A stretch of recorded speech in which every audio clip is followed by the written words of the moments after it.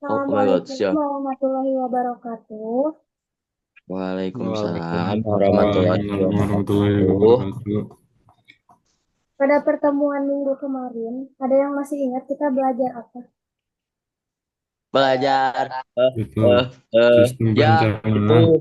Sistem Sistem darah, peredaran darah. peredaran, ya, peredaran Darah. darah. ya sistem peredaran darah. Fungsinya teh apa sistem peredaran darah? Sistem peredaran darah berfungsi untuk Untuk meredarkan darah. Ya, mengedarkan darah ke seluruh tubuh, mengedarkan oksigen, darah, dan Ya, nutrisi itu biasanya kita peroleh dari apa? nutrisi apa? biasanya kita peroleh dari makanan, Bu. Ya, betul dari makanan. Nah, makanan yang kita makan, contohnya ya, misal kalian sarapan ayam bakar. Di ayam bakar itu kan ada ayam mengandung protein, terus ada nasi mengandung karbohidrat. Nah, nasi sama protein itu teh nggak bisa langsung dicerna oleh tubuh dalam bentuk karbohidrat dan Ya, protein, tapi harus dipecah dulu menjadi molekul yang lebih sederhana supaya nutrisinya bisa diserap oleh seluruh sel-sel di dalam tubuh. Maka dari itu, hari ini kita akan belajar tentang sistem apa? Coba ada yang tahu? sistem Pencernaan. Ya, pencernaan. sistem pencernaan. Kemarin Ibu sudah share PPT-nya, kalian udah baca-baca? Udah dibuka, udah dibaca? Wah, berorang, Bu. Dibaca, Bu, dibaca. Dibaca. Itu siapa yang baca, Riti? Ya, Oh, ini tentang sistem pencernaan manusia. Kenapa sih kita tuh perlu yang namanya makan sama minum? Untuk menghasilkan energi, Bu. Ya, untuk bertahan hidup, Ibu. energi Ya, bertahan bertahan hidup. hidup. Nah, ini tujuan pembelajaran pada hari ini ada 5. Yang pertama menyebutkan organ dan enzim pada sistem pencernaan manusia. Yang kedua menjelaskan fungsi organ dan enzim dalam proses pencernaan. Yang ketiga menguraikan tahapan proses pencernaan makanan dari mulut hingga anus. Yang keempat menganalisis hubungan antara gangguan pencernaan dan pola makan tidak sehat. Dan yang kelima menilai kebiasaan makan serta memberikan solusi untuk menjaga kesehatan sistem pencernaan. Lanjut. Organ apa saja yang berperan dalam proses pencernaan manusia? Organ apa saja? Mulut, Bu, mulut, mulut. Ya, yang pertama Lambung. mulut, Oh, Kerongkongan, gigi, kerongkongan, bongkongan. kerongkongan. kerongkongan, terus Lambung, lambung, Lambung, lambung. lambung. lambung. Yang keempat, Usus halus, usus halus, Usus, usus usus halus. halus, usus kecil. usus halus, Usus halus. usus Usus besar, besar. usus besar. Satu lagi, Terus anus, anus, Hati. anus, anus. ya Usus benar. buntu. Nus.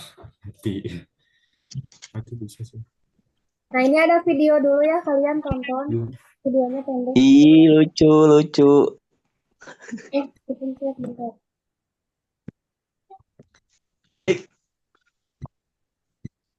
Monitor ketua.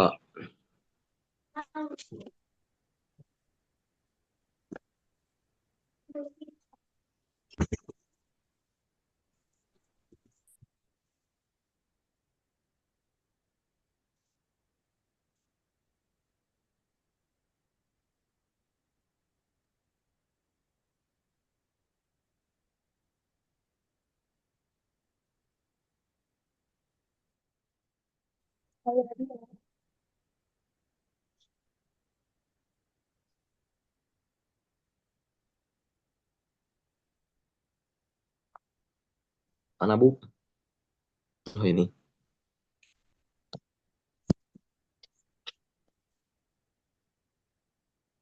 Video apa yang barusan kita tonton? Sistem pencernaan. Ya, sistem pencernaan. Jadi, video tersebut adalah video yang menunjukkan makanan ya mulai dari masuk melalui mulut sampai ke anus. Ikut-ikut terus, maaf ya. Nah, apa sih sistem pencernaan itu? Jadi, sistem pencernaan merupakan proses pemecahan makanan menjadi molekul sederhana yang melibatkan organ-organ dan kelenjar-kelenjar pencernaan. Sistem pencernaan itu dibagi menjadi 2, ada pencernaan mekanis, satu lagi pencernaan kimiawi. Kalau pencernaan mekanis itu terjadinya di mulut, dia itu merupakan sistem pencernaan yang mengubah komponen yang awalnya besar jadi lebih kecil. Contohnya ketika kita sedang mengunyah nasi, yang awalnya nasi berupa butiran-butiran ya, nanti ketika dikunyah di gigi itu jadi kayak bubur. Kemudian yang kedua itu adalah pencernaan kimiawi atau pencernaan yang terjadinya itu oleh bantuan kelenjar-kelenjar pencernaan. Contohnya, setelah kita Enzim. ya, enzim. Contohnya setelah kita mengunyah nasi yang tadi ya, setelah menjadi bubur, dia itu akan dibantu oleh enzim di dalam mulut. Enzimnya itu ada di air liur, namanya itu enzim petialin. Nah, enzim petialin itu tuh fungsinya untuk melumuri makanan tersebut supaya dia menjadi basah dan supaya lebih cepat terurai. Jadi ketika masuk ke kerongkongan itu nantinya nggak akan seret gitu ya, bakal lancar jalan masuknya itu. Oke, lanjut. Nah, ini ada organ-organ di sistem pencernaan dibagi menjadi dua juga. Saluran pencernaan itu termasuknya ke pencernaan mekanisme yang tadi ya, mulai dari mulut, kerongkongan, lambung, usus halus, usus besar, sampai ke anus. Kemudian yang kedua itu ada kelenjar pencernaan, yaitu alat pencernaan yang dapat menghasilkan enzim-enzim untuk pencernaan kimiawi. Contohnya kalau di mulut itu ada yang namanya enzim petialin. Ini organ-organ pencernaan ya. Ini pertama itu ada mulut. Jadi makanan yang kita makan itu mula-mula dikunyah dulu di mulut. Terus ada bantuan enzim juga yang tadi Ibu jelaskan, enzim petialin. Kemudian setelah dia halus itu dia turun ke sini ke bawah lewat kerongkongan. Habis dari kerongkongan itu ke ini apa namanya? Lambung. Ya, ke lambung. Nah, dari lambung dia turun ke usus halus dulu.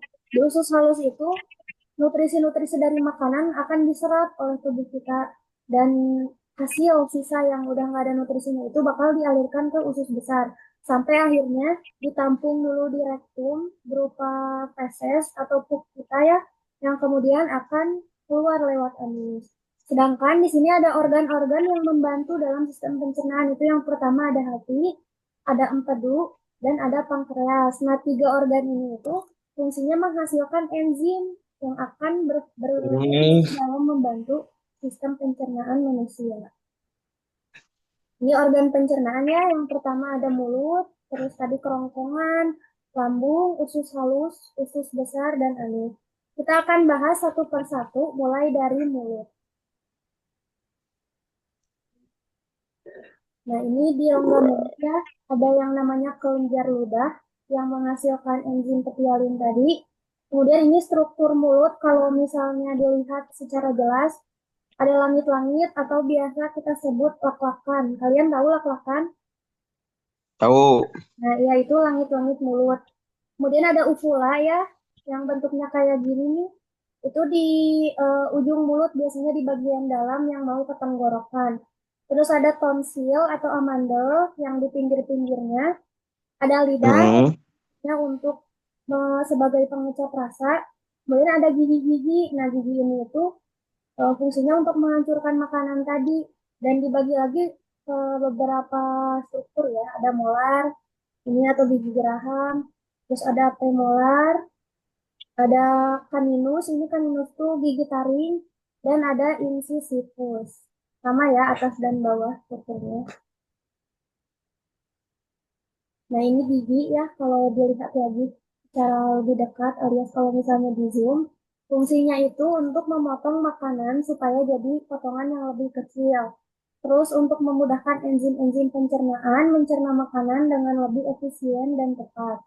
Ini jenis giginya, ada gigi seri, fungsinya untuk memotong makanan, gigi taring untuk mengoyak dan merobek makanan, dan gigi geraham atau molar premolar, fungsinya untuk mengunyah makanan. Ini struktur gigi, yang atas ini, dari sini sampai sini disebutnya mahkota, yang biasa kita lihat dari luar. Nah, itu cuma sebagian kecilnya doang ya, ini namanya mahkota.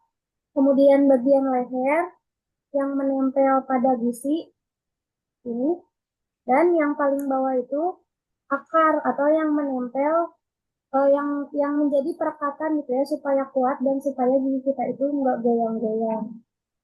Strukturnya sendiri ada email yang biasanya warnanya itu putih kekuningan. Nah, gigi yang normal itu warna emailnya itu emang nggak putih banget gitu, jadi putih kekuningan kayak putih gading. Sedangkan kalau misalnya ada orang yang giginya tuh putihnya nggak wajar gitu ya, putih banget, itu biasanya karena disemir atau enggak diwarnai, jadi bukan warna gigi originalnya. Kemudian ada yang kedua, ini dentin. Ini itu disebut juga dengan tulang gigi. Yang ketiga pulpa. Pulpa itu merupakan rongga-rongga ya yang di dalamnya itu isinya ada seperti kabel-kabel ini. Nah, kabel-kabel ini itu merupakan pembuluh darah. Dan yang terakhir itu semen. Semen itu fungsinya agar gigi dan gusi itu ya, akar gigi yang ini dengan gusi itu merekat dengan baik. Oke, kenapa Raisen?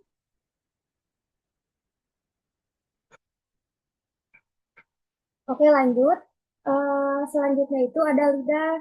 Nah, lidah kan reseptor ya, dia tuh fungsinya sebagai reseptor, di mana kita bisa merasakan berbagai rasa yang ada di makanan.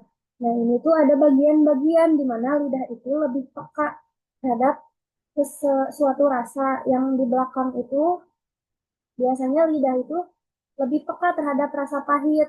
Kemudian di belakang rasa pahit itu rasa asam, di depannya lagi asin, dan di paling depan itu manis.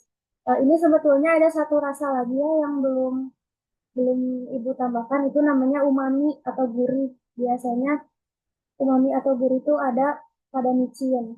Kemudian di lidah juga ada yang namanya lapisan epitel atau yang titik-titik kayak gini. Nah, lapisan epitel yang ada di mulut kita itu jumlahnya banyak banget ya, bisa sampai ribuan, ratusan. Dan mereka tuh walaupun kecil tapi hidup gitu. Kalau misalnya kita lihat di mikroskop, itu bakal kelihatan si lapisan epitel ini tuh bergerak.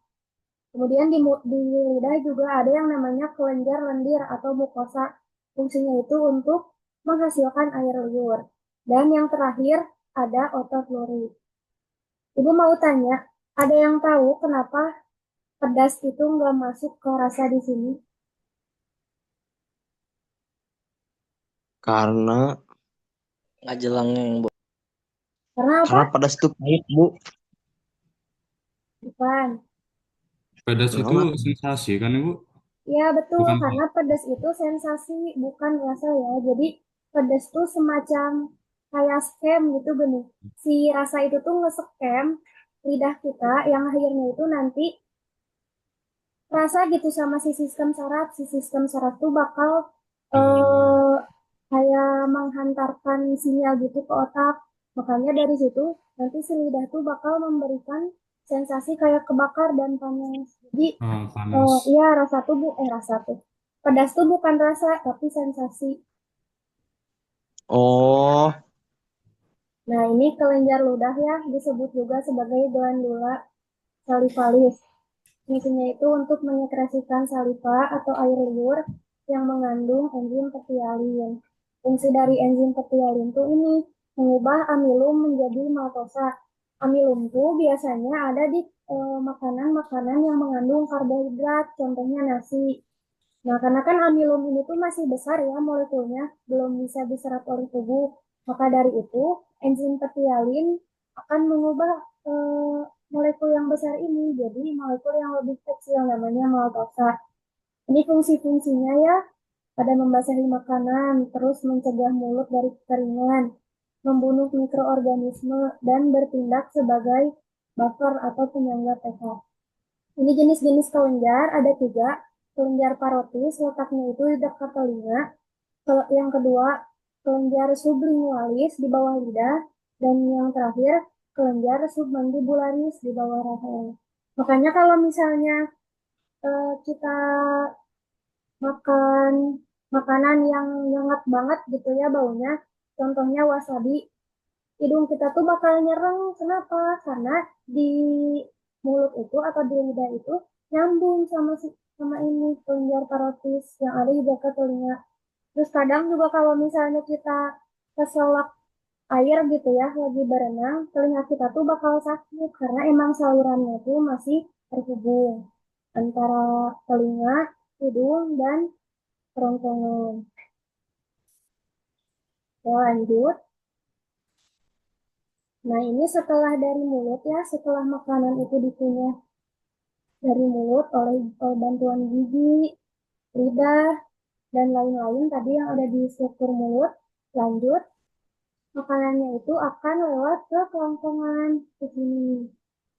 Nah, jadi kerongkongan ini tuh merupakan saluran-saluran yang menghubungkan antara mulut dengan lambung. Biasa disebut juga sebagai esofagus. Panjangnya biasanya itu kurang lebih 25 cm. Strukturnya seperti ini kalau dilihat secara lebih dekat. Ini rongga hidung, faring ya, faring itu saluran yang menghubungkan antara mulut dengan kerongkongan. Nah, kerongkongannya ini nih yang warnanya merah.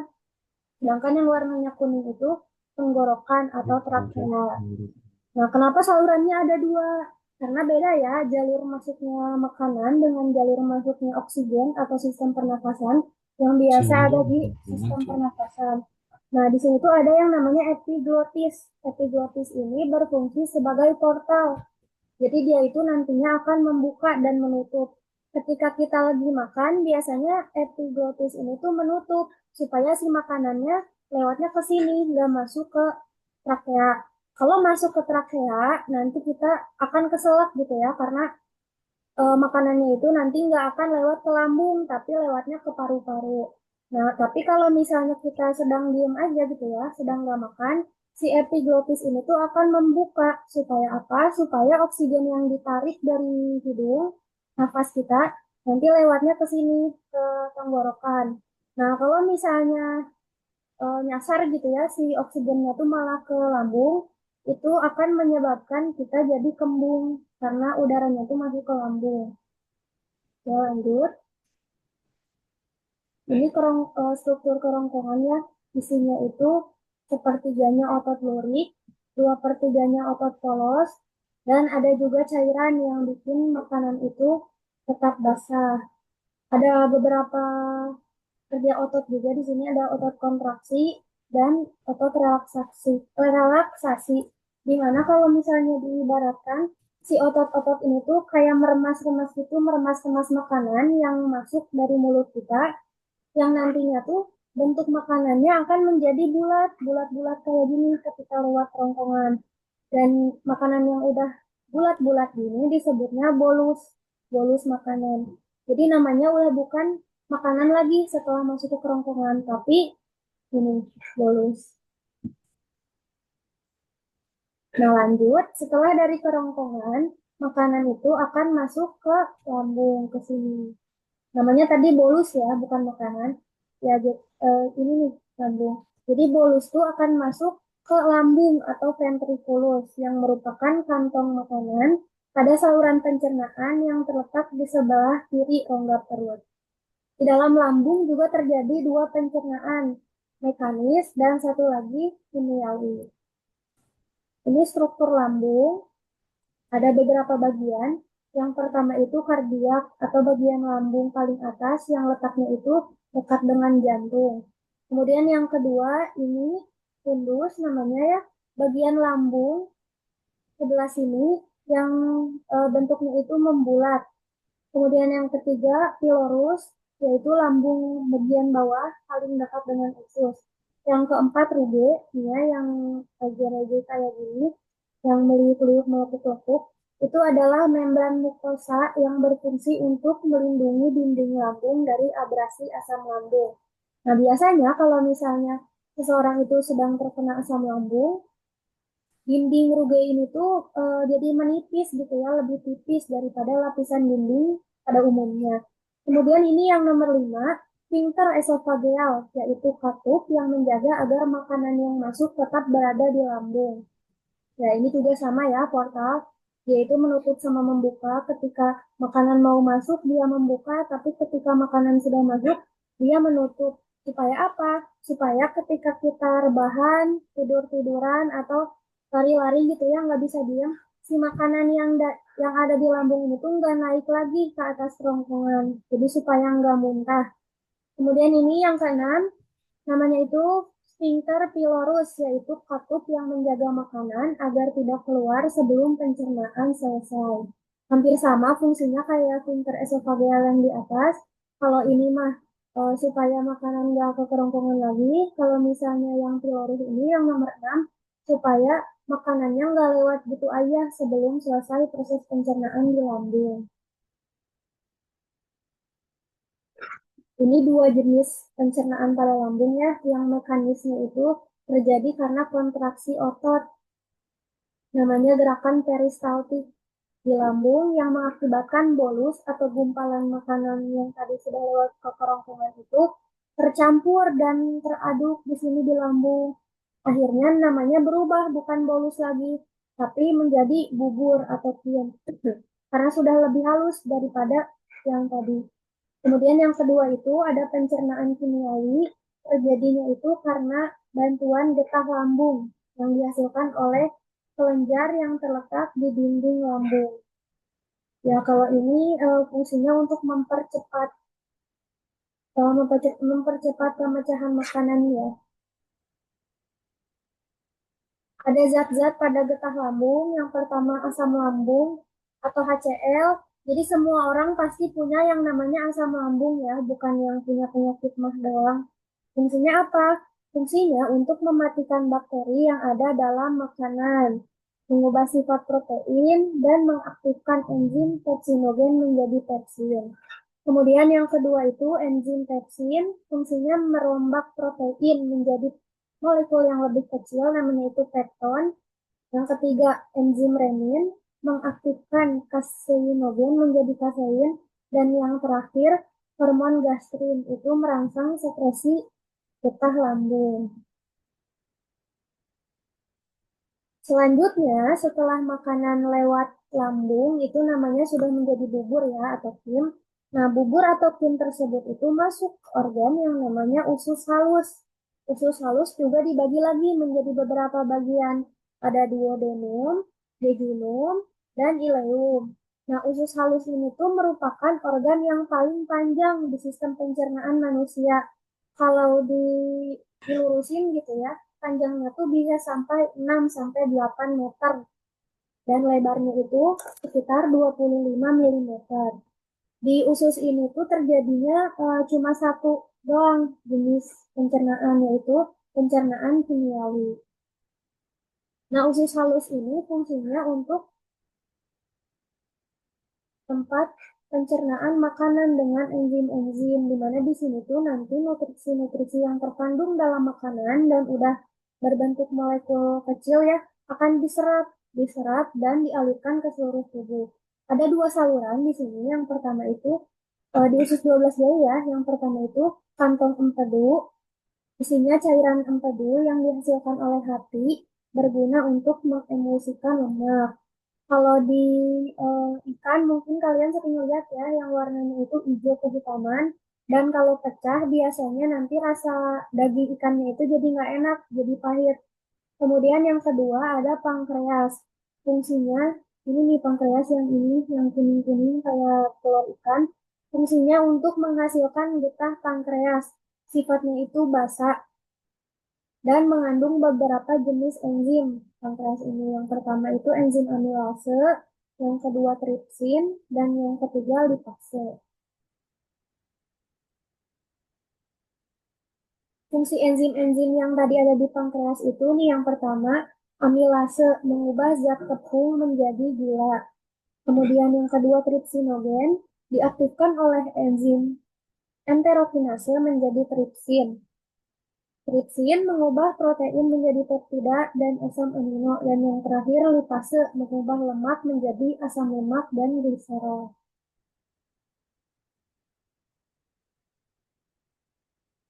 Sebelum Ibu lanjut ke bagian usus kosong, mungkin kita ganti link Zoom dulu ya, karena yang sekarang itu les dan 1 menit.